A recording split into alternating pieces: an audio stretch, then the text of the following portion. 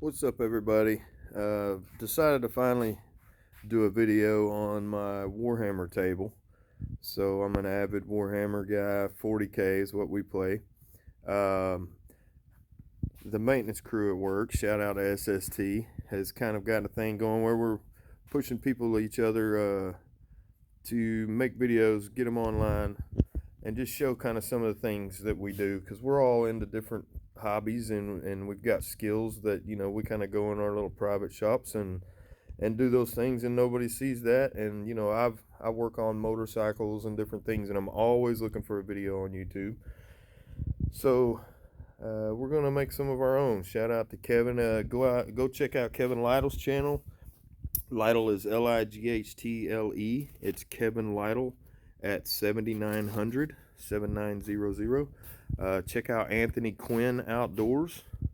He's got a couple of videos now. Fishing at Mountain Lake is one of them. Make sure you get the right one, because I think there's a couple of Anthony Quinns out there. But Mike, another guy we work with, looking at doing some drone stuff. So between the 4 or 5 of us, there ought to be some cool videos coming out. I think we're all into unique, different kind of things, so it'll be interesting. Anthony makes longbows by hand, things like that. Kevin's doing laser etching. These are things a lot of people are getting into and looking for help and advice, and it's not always easy to find, so go check those guys out. We're all just getting started, so our videos are kind of bare bones right now. We'll eventually have more lighting, equipment, better sound, editing, stuff like that. Right now, today, I'm just going to hit pause instead of edit, but I want to go through and kind of start the process of this video in this table. So here's what we're working with. So these are ultimately foundations, which we can move our scattered terrain around on. Basically, there'll be large cathedrals on these. These are 3D printed. My friend Jeffrey and I do a lot of 3D printing, so we printed these a long time ago. Wasn't sure what we were going to do with them, but right now I've decided to inlay them into the table. So these are adhered, permanent. They're not going anywhere. And basically these are good places for us to have roads in between and look like an old city that was destroyed by years and years of war. These are some craters I've put in. I've just took a blowtorch basically and melted the foam where I want these to be. I've cut the foam mountain sides and stacked them, as you can see, and this will change a lot. I'm sure a lot of you guys that are do modeling and whatnot know what's happening here, but basically I'm cutting layers of foam into shapes, and then we will sculpt the mold those in, and that'll give us our textures and blend these edges. These won't be harsh, look like a flat sheet of foam. It'll be a blended edge with sculpt the mold all the way around. It's going to look a little bit like a wedding cake, kind of, but we're going to get lots of texture out of that we can then dry brush and put on our paint. Not just paint, but we're going to use some several different things to get the dirt looks. We're going to throw in some tile grout on our road, where I want a road. This is going to end up with Mod Podge, and dirt mixed with some brown paint in it to look like mud. And these are ruts, basically, in a well-traveled area. So vehicles, tanks, all these things can come through here, and it's going to look well used. It won't be as deep. Right now, I can get my pinky almost down to the first knuckle in some of them. However, the mud slurry mix I make up when we get to that phase will fill in some of that. It'll blend it all in, look more muddy, and give it that brown texture. In the bottom of these ruts, I'm going to take some UV resin and dump in there, let it level out, and then we'll cure it with a UV light, and that'll look like mud puddles. It's going to look like some water effects. Same with the river here. On this mountainside over here we're working on, I've got the river burned in, which I'm not probably going to sculpt the mold the river bottom, because I really love this texture. It's one of my favorite parts so far. But you can see that uneven torch comes through and makes a really nice looking riverbed. It's hard to say how deep we are. Not real deep, but a lot of water effects. Certain ones you don't want to go too deep with a lot of them. Some of them are made to do deeper pours, but the ones we're going to use are kind of the more available for one, but they're better using thin layers. So I went wide with the river, but not necessarily too deep. And we'll paint the middle of that darker blue, lighter blue to the edges. We'll give it that depth effect in the middle like a river will have. And then once we lay the UV resin or water effect resin in that river, we get it cured. Gonna take some Mod Podge, the old trusty, and I'll place on there, and I'll blow that on the top of the already cured resin to get those waves and ripples. And I'll probably use my airbrush with no paint and just get the air blowing, and it makes a nice wave effect. But we've done plaster rocks. I've done plaster rocks.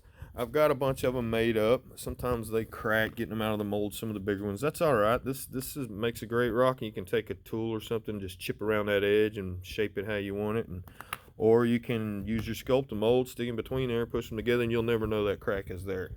So it's not a huge deal. We've got lots of flat rocks.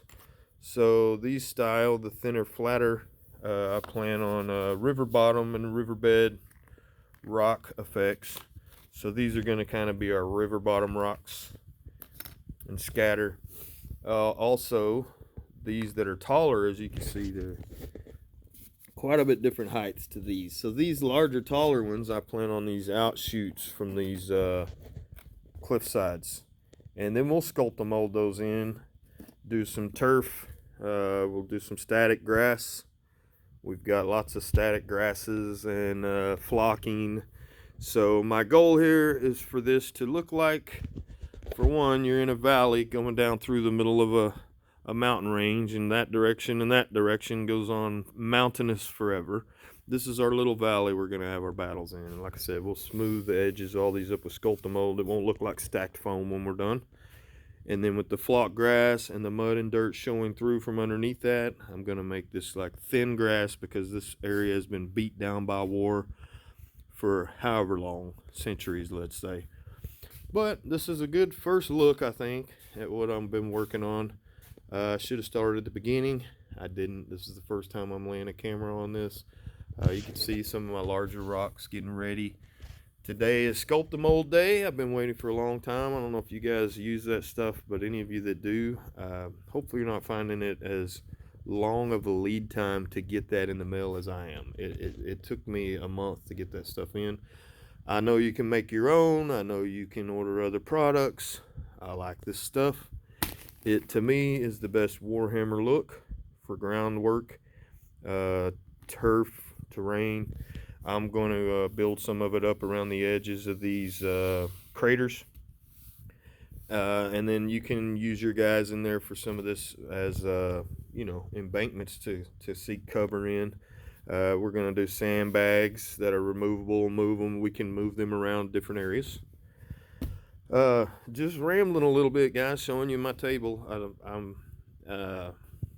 I feel like I'm just getting started, but I look up and there has been quite a bit done. Honestly, I did all of what I've done here in a couple of days, you know, hitting for a couple of hours. It's not a lot of work done so far, but it does look like a good start for me.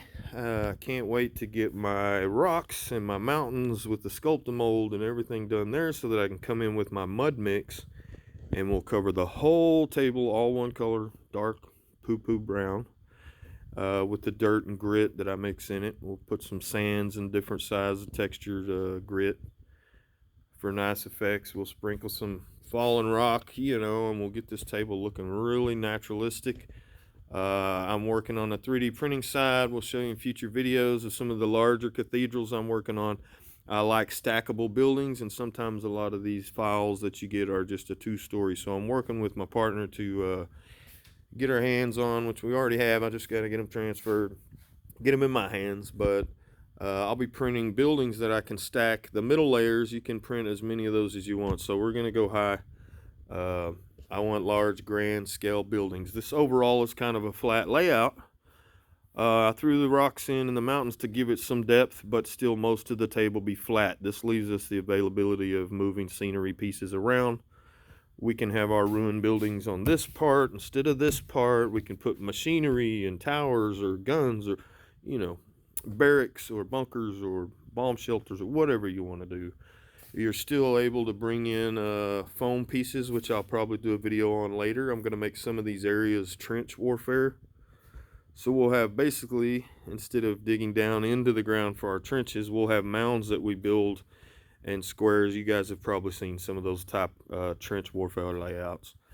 I've got a cousin who's starting up Warhammer for the first time recently, and he's doing army. And the Krieg very much look like World War I soldiers in long leather trench coats and tanks, and you know, they're human species, and it's very much World War I-ish. And so we ought to have some trenches built for that when he comes, and we'll do some Krieg stuff. Right now, this is Planet Terra for me. I have Ultramarines and I have Demons. I have Adeptus Mechanicus. And so we're going to do a Terra planet. So this place has been hit and attempted to been taken over for many, many times. But today, I'm going to start working with Sculpt-A-Mold. It's my first time actually using it myself. I've seen a million videos. This is the table I've always wanted to build. Maybe not the layout, but I've always wanted to use, which like all the stuff I've used on basing over the years for basing my figures. You know, the Sculpt-A-Mold, the casting of the plaster rocks, the static grass, all this stuff when I was a young kid playing second, third edition. We started with first edition, but didn't get too much into it. Well, it wasn't really Warhammer then. It kind of was. It was the same thing, but yeah. I believe it was Rogue One. Not Rogue One. Yeah, maybe that was it. I can't remember for sure. It's been a minute. But since I was a kid, I've wanted to make this table an actual table, and that's what we're doing. I've got many hours playing on gaming tables with the old fake grass mats that look horrible. They look like indoor-outdoor carpet kind of. And we would literally slap a tomato can for a tower, a can of tomato soup on the board for a tower, and things like that. Cereal boxes were buildings. We didn't care. We had a blast. We painted those metal figures up to look horrible and slapped them on a table that looked horrible, and we imagined these universes that blew our minds. So now we're in our 40s, some of us later, and we're finally doing some of this rocky terrain.